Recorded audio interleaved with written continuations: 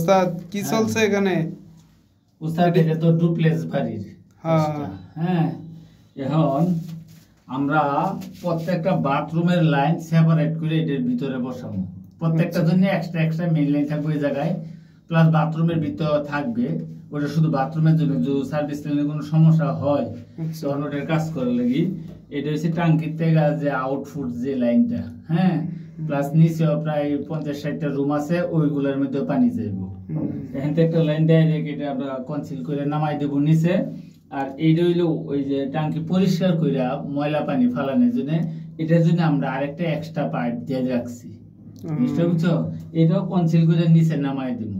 Plus ওই যে উপরে যেটা দেখছো, উপরে পাইপটা দেখো, এই উপরে এই পাইপটা হচ্ছে তোমার ওই ট্যাঙ্কির যে আউট পানি, মানে ট্যাঙ্কিটা বললে পরে ওভার পানিটা যাইব, এটাও কনসিল হয়ে নামবো।